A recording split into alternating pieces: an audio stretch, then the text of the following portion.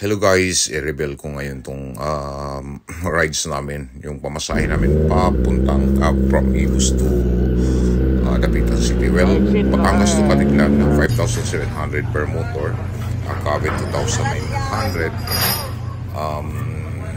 dalawang motor di 17,200. It's not including the food, PPE means Philippine Port Authority and terminal fee. Hindi ko nasasama dito yung ano niya. Anyway, pag nag-cost na tag 200 something like that yung mga terminal fee. Dito pa minsan itong mga apprentice na intindihan ko man rin, hihingi pa ng mga pangkape pangkape. Well, naintindihan ko to sila kasi isa din ako ditong nag-Inter Island before. So ito guys, nasakay na kami sa Starlight Venus.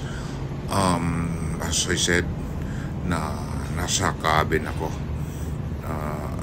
Cabin talaga kinukuha, hindi ako kumuha ng tourist.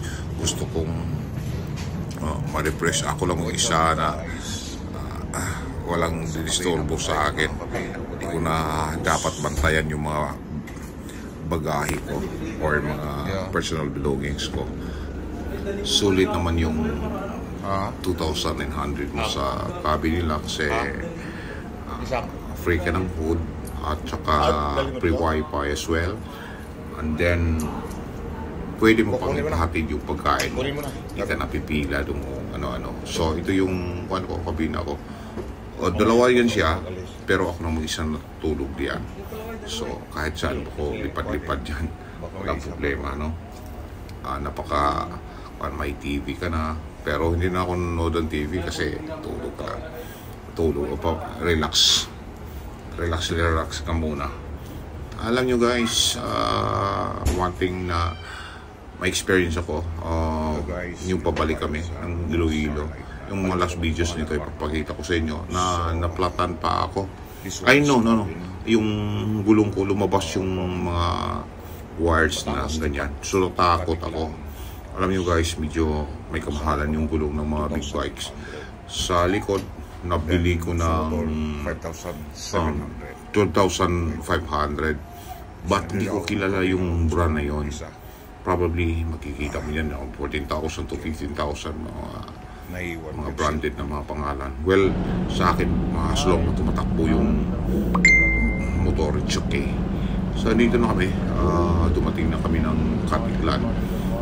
Yung mga officers dito nakanotice sa akin na ako isang seaman, which is alam nila yung rango ko kasi nakikita dun sa motor ko. Yung motor ko kasi may nilagay ko ng stickers na yung bar ng ranks ko.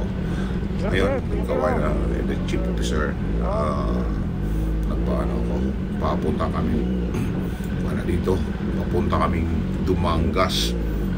Pag sa Dumangas, itong biyahe namin, medyo smooth itong biyahe namin, almost 3 hours, kasama yung mga pahinga, kasama yung sigarilyo. Ito yung pala yung guys, yung dati kong biyahe, yung sa Tugo ako sumasakay. Naka-sweet room ako. As you can see, yung mga tao diyan nakapila, kumakain sa akin, hinahatid doon sa tinutulugan ko.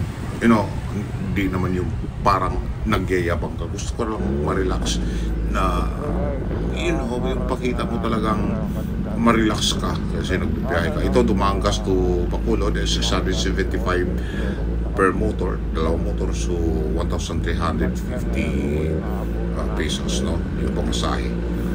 Yung gas namin dito guys, more or less 6,000 yung dalawang motor na. Kita nyo guys, tinatalian ko yung bag ko kasi pabigat ng pabigat. Nakayuko kasi yung sports bike, napayuko kang ganyan, napabigat ko, inikot ko diyan yung tawag nito, yung bag ko sa likod. Well, wala na akong iisipin na bigat, paawis lang palagi. Dito, pagdating namin ng Bacolod guys, kumain kami. Nakapasok namin ng terminal, nakapunta na kami ng Coast Guard, whatsoever, or declaration na sapa kami. Ngayon, nagpaalam kami, lalabas kakain muna. Of course, nakaride sa ko before na ako lang mag-isa. Alam ko yung puntahan namin seafoods na yung kainan. As I said, pagka makita ko, pag kumain, yung masarap na. Hindi naman, sa totoo lang guys, baka sabihin nyo, nag-iapang ako, ganyan. I mean, kung kakain ka, may pera ka naman, bakit? Pag dadamutan mo yung sarili mo, no? Diba, ganyan. So, ito, we proceed to restaurants, so seafoods restaurants, na napakaganda. Sa loob pa nun, ganda nun sa loob.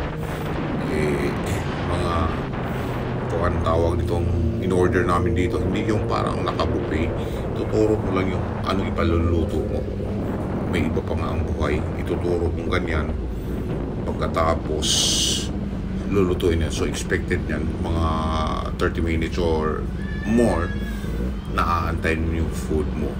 But, masarap sobra guys. Alam mo, presko yung kinakain mo. Paborito ko rin, seafoods. Di mawala yung kinilaw dyan pagka makita ko na nag-serve sila ng kinilaw. Itong lugar na ito, Bacolod, no? Outside the port, pero may restaurants dito. Makikita yung building na green na yan, seafoods yan, restaurants. In front of that, seafoods yan, seafoods din yan. So, pumasok kami rito, sinisita kami ng gwardiya kasi yung nakahilirang mga sasakyan dyan, pinagbabawal nila yung motor. Kaya ganyan, kulang ko nang sabihin na parang ayoko na sabihin. So, lumipat na lang kami sa isang restaurants na tapat noon. O pinasakay ko ulit, babalik tayo doon lang tayo sa tapat sasakay, kakain. Naka-order kami doon, nagbayad ako ng more than 1,000, pero sulit, pusog. Ayan, kasi malayo pa yung biyahe from Bacolod to Dumaguete. Wala lang mga landslide. Kukunin namin ng mga 3 hours yung takbo niyan. Of course, loading na yung mga stopovers dyan, pagpagas. Yan lang yung namin, papagas, tsaka naiihi ka. Yan lang yung pinaka-stopover namin.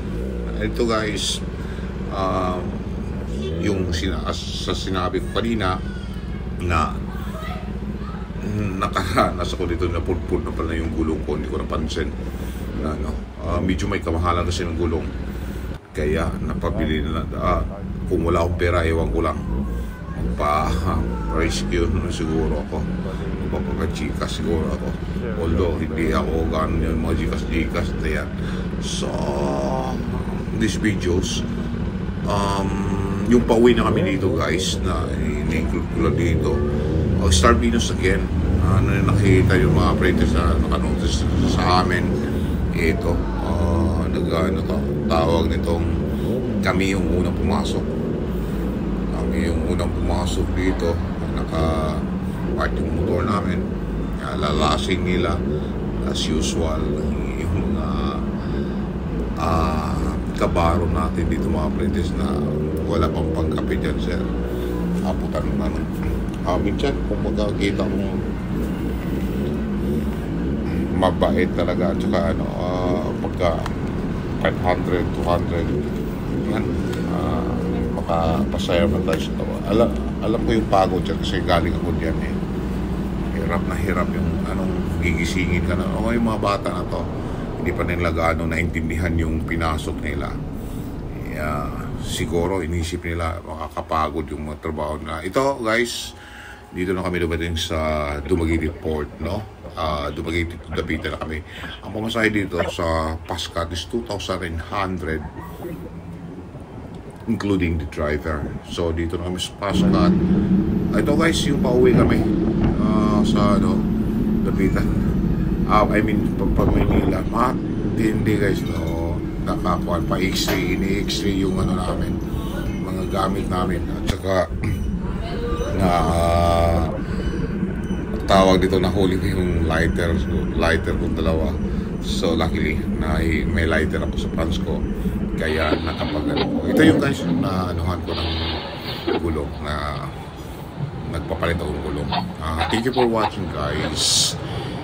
I love you all. Goodbye.